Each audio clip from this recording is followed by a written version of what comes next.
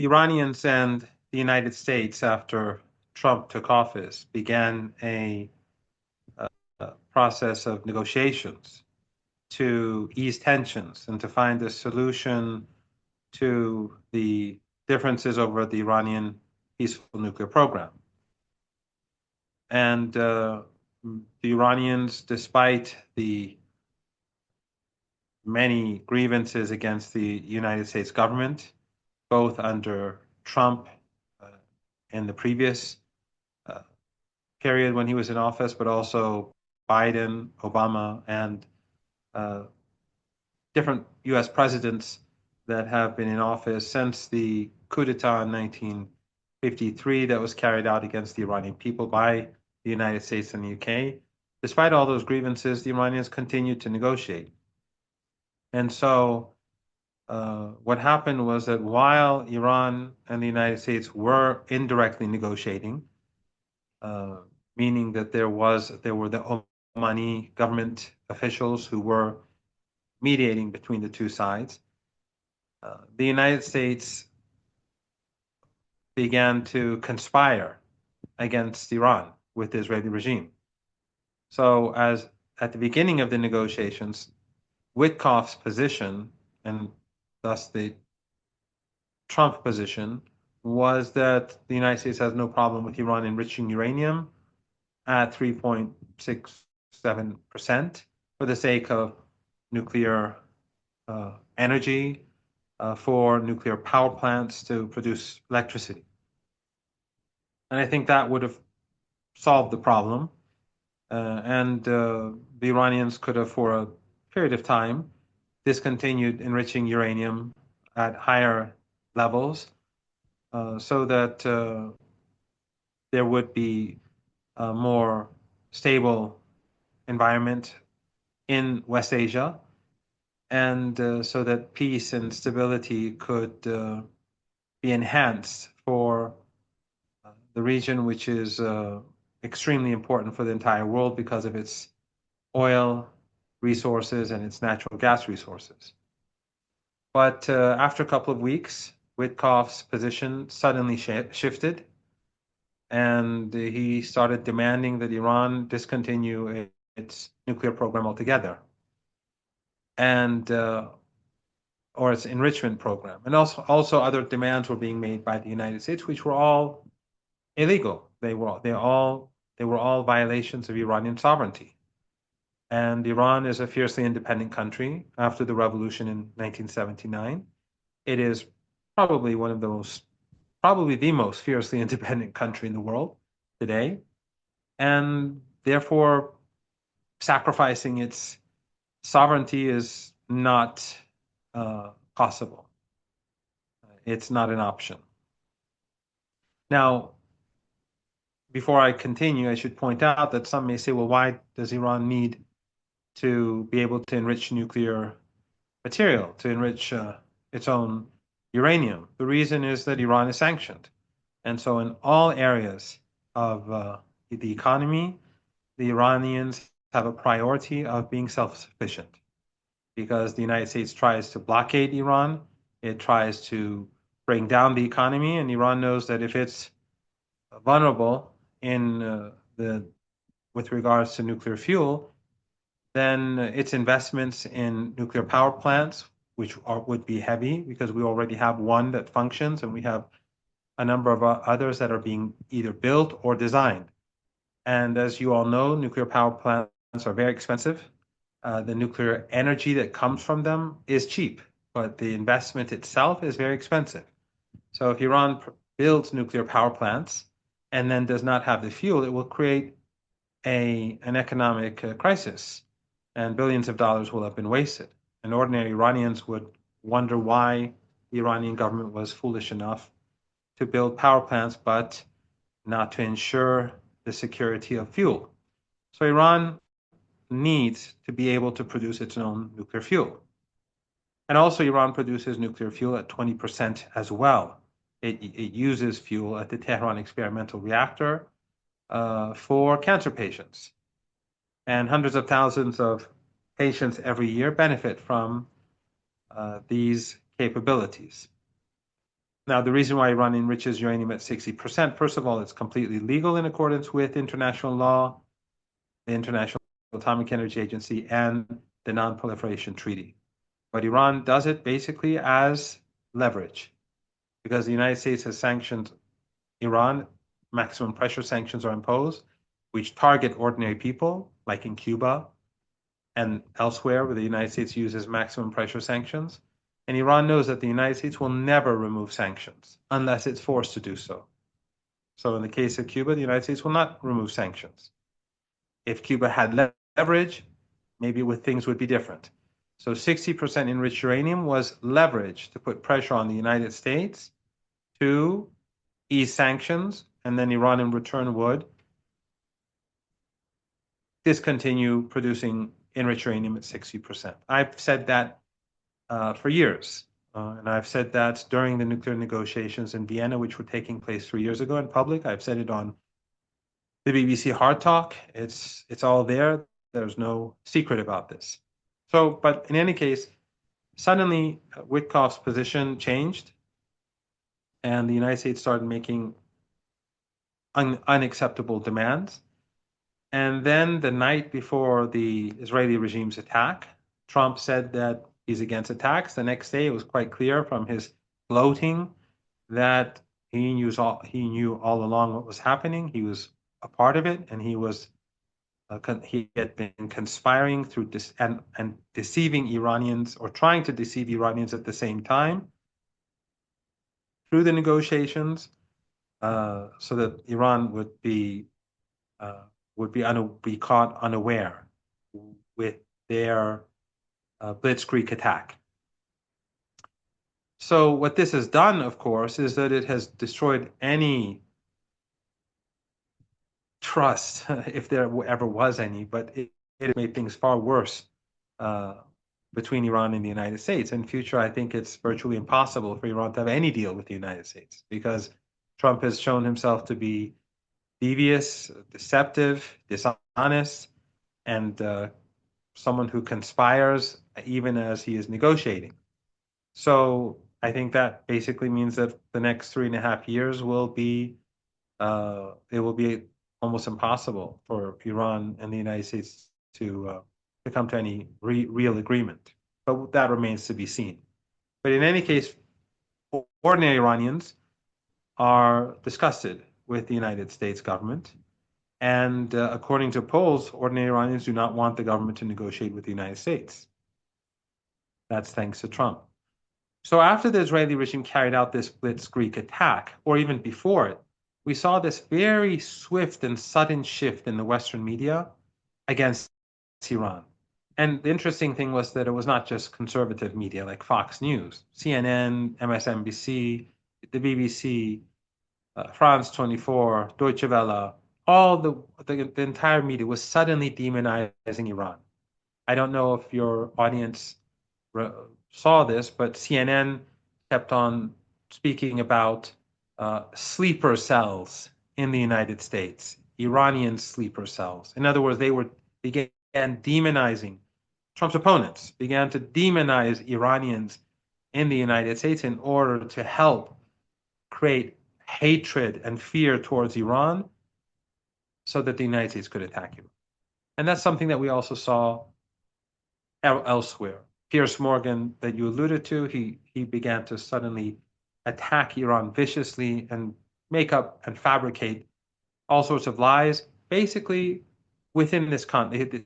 This is all, if you look at why this was carried out and how all of this was done suddenly, it is clear that they were all preparing the grounds for aggression. And ordinary Iranians saw that.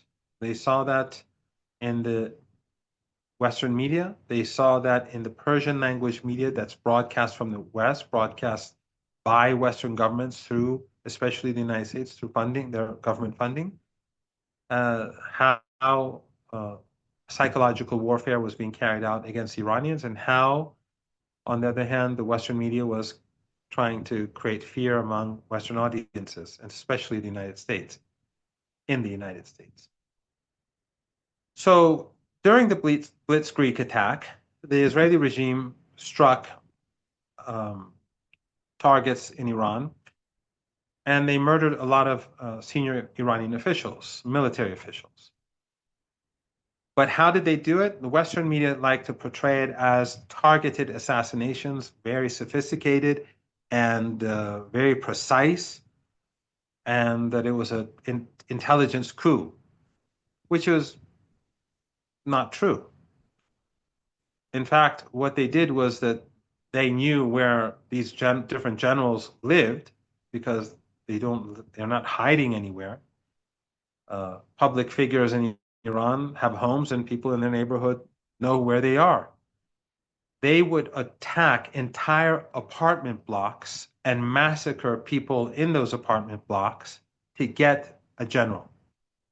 In one case, they brought down an entire apartment block, killing almost 70 people, including roughly 25 children, to murder one or two people. In another case, they murdered an Iranian nuclear scientist who had left his city of work. He went to the north of Iran to a town where his father lived. He stayed with his father, with his family. They destroyed that building, massacring the extended family in order to kill the scientist. In another attack, numerous attacks, they would bomb apartment blocks and kill numerous families. If they couldn't bring down the entire building, they destroyed a number of apartments and killed the people in entire families inside those apartment buildings. So this is how they carried out the assault on day one. And later on, of course, there's footage that's come out, and I've tweeted one of them where they bombed simply one of the most very crowded areas. So the one that I tweeted was an airstrike on one of the most crowded and famous squares in Tehran. And you can see cars literally flying in the air, full of people. Children were leaving schools, going back home from school exams. And in that particular attack, large numbers of people were slaughtered. There was no military base, there was no intelligence base, there was no police station, there was nothing there, just innocent people who were slaughtered by the Israeli regime. But this is not the narrative that you'd hear in the Western media. So after this mass slaughter on day one, the Iranians quickly regrouped. The leader, Ayatollah Khamenei, put in new commanders to replace the ones whose lives were lost, who were martyred, and the Iranians regrouped and they began their counterstrikes against the Israeli regime. Now, in addition to the airstrikes, I should add on day one that the Israeli regime used large numbers of ISIS and Al Qaeda and Takfiri people, some of them Iranian and some of them refugees inside Iran. As many of you probably know, Iran has the highest number of refugees in the world compared to its population. We have millions of refugees, mostly from Afghanistan, and among them, but also among ordinary Iranians, the Israeli regime cultivated these people who would carry out attacks in Iran.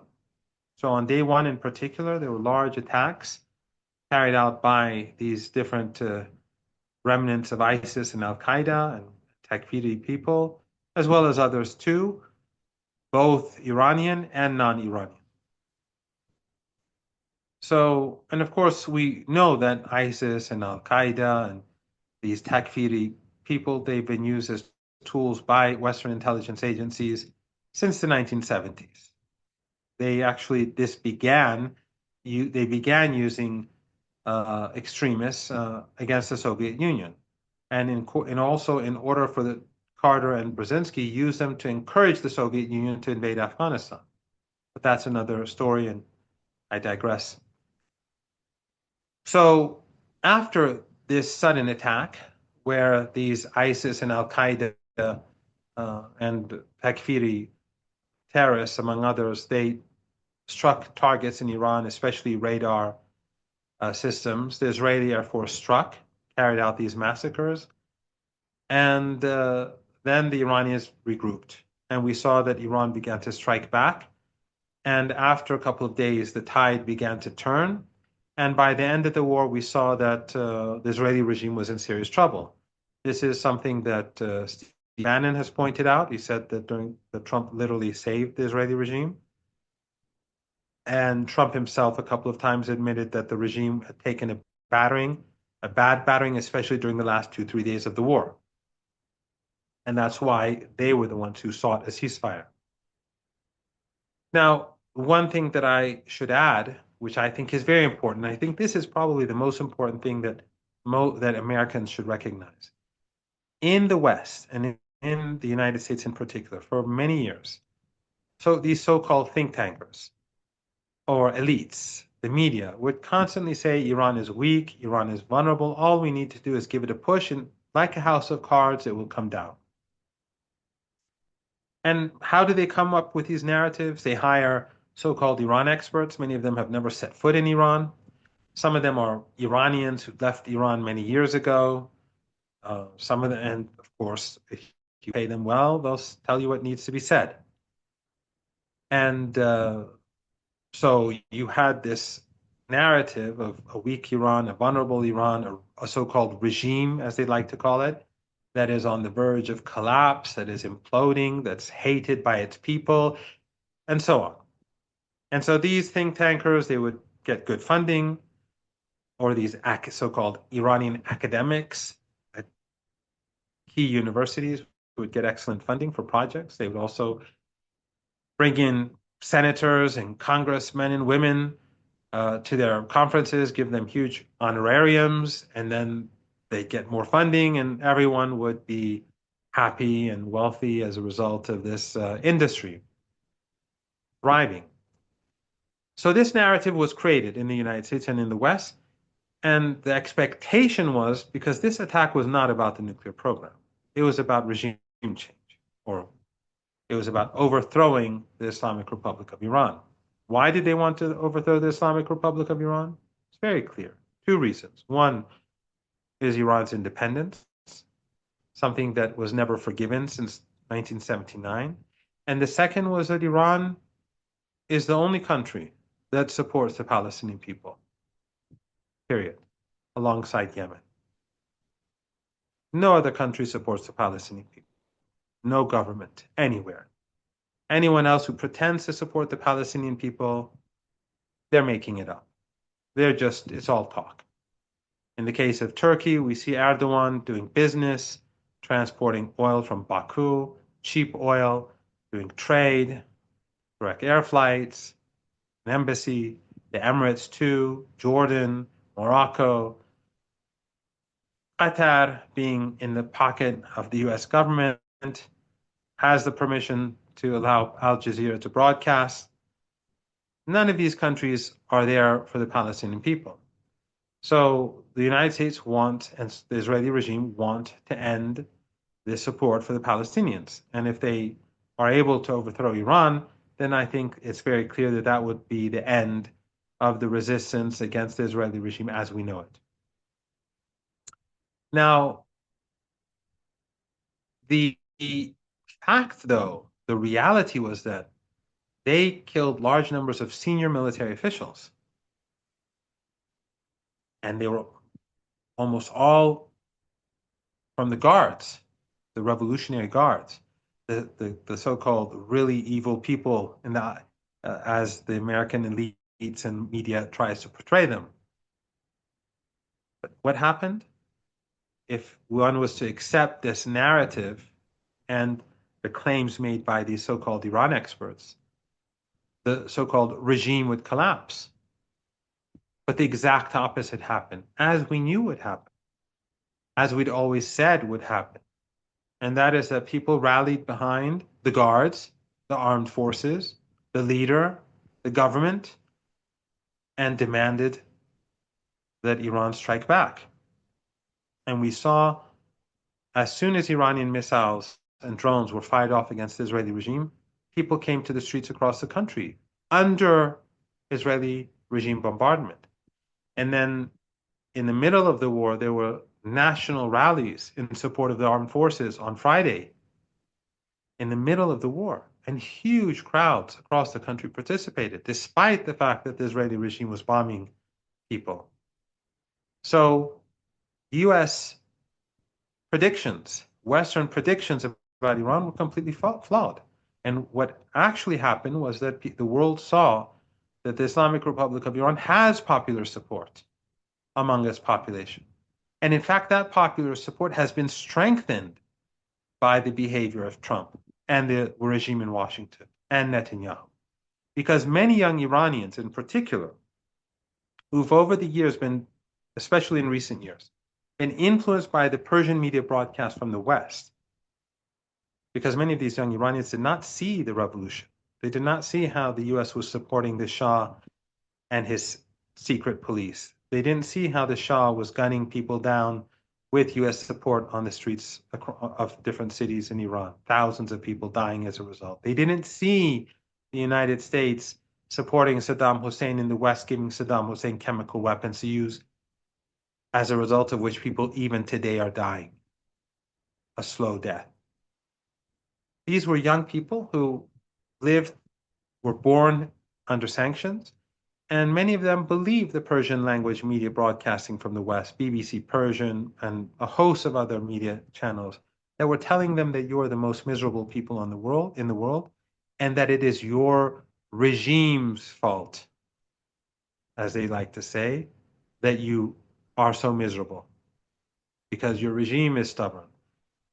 In fact, 3 years ago, when we had the riots in Iran, a bit over 3 years ago, over the color revolution under the name Women Life Freedom, or Woman Life Freedom, that was not about Mahsa Amini at all.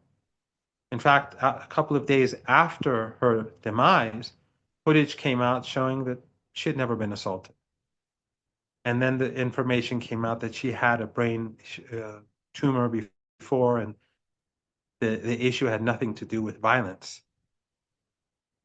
But many of these young people who came to the streets believed something much bigger, and they believed that their difficulties were because the Iranian government, the Iranian state, was stubborn, that it was not willing to solve the problems with the United States, that Iranian leaders were stuck in the past, and that they were sacrificing young people because they would not rethink their policies towards the United States and the West.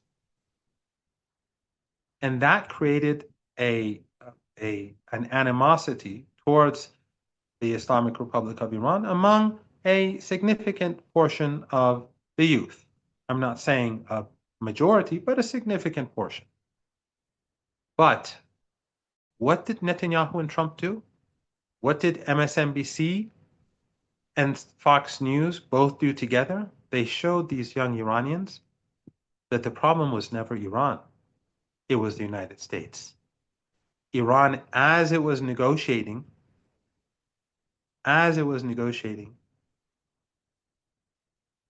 and in good faith, it was attacked by the United States and the Israeli regime, and all then the collective West supported this assault. The Europeans, even the liberal regimes in Europe, were saying that Israel has the right to defend itself. An unprovoked attack was carried out, and they said Israel has the right to defend itself. They bombed Iranian nuclear centers. Hypothetically, that could lead to radiation leaks, killing countless people. They supported them. The International Atomic Energy Agency refused to condemn it.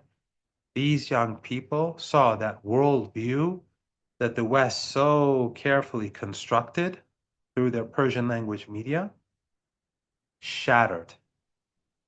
And so many of my own students who were involved in, well, a number of my students, I didn't speak to two, but a number of my students who were involved in the protests, in the riots, or who were even on the streets at that time sent me messages or spoke with me, basically saying we were wrong.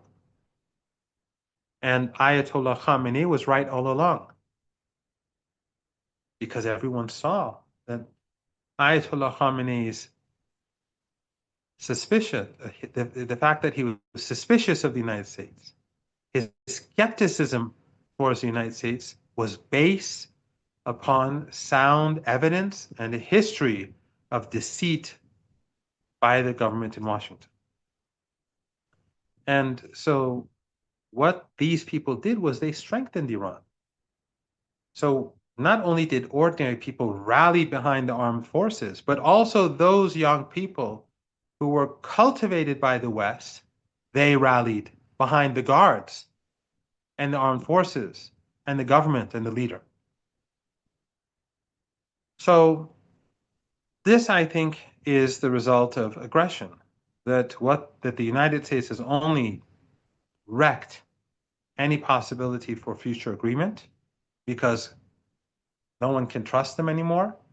They never did trust them, but this mistrust has reached a new level, an unprecedented level. And two, they have united, the United States and the Israeli regime and the Europeans have united Iranians in a way in which I haven't seen since Saddam Hussein invaded Iran in my youth. One final point that I'd like to say, which is not directly linked, but I think it's significant. The International Atomic Energy Agency worked against Iran and issued an anti-Iranian statement was issued right before the Israeli regime attacked. This is something that everyone has to keep in mind. All of the international bodies that were constructed after the Second World War are Western dominated. We saw how the OPCW, which is for chemical and biological weapons, how it was used as a tool by the United States so that it could attack Syria. If you recall, the OPCW sent experts to Syria, into Douma, to see if the Syrian government actually carried out a chemical attack. And the evidence that they found, these experts from this organization, did not match with the claims.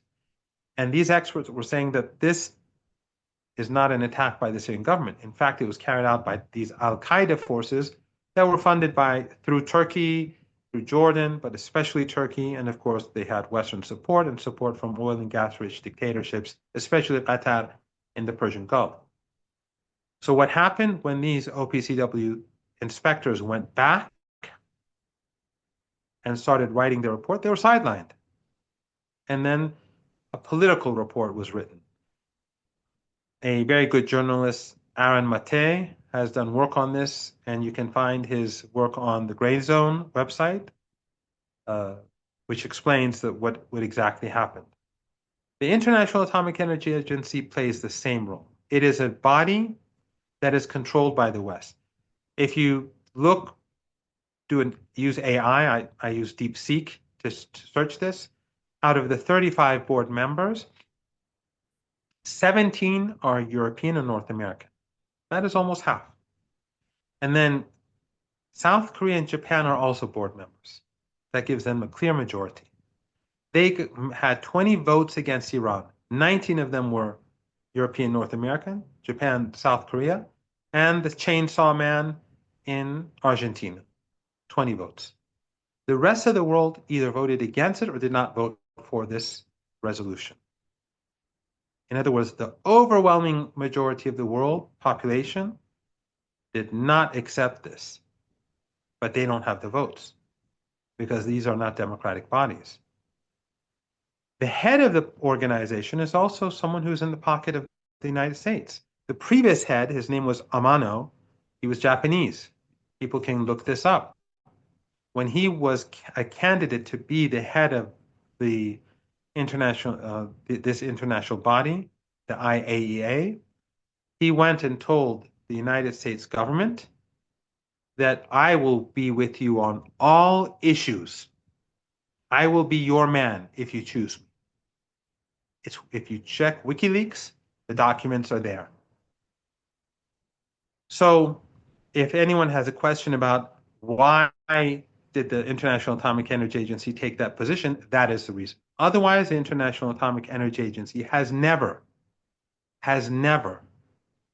claimed at any point in history that Iran was trying to produce a nuclear weapon. Not in the 1990s, not in since 9/11, and not now. Never. There's been no evidence provided that Iran's nuclear program has been anything but peaceful.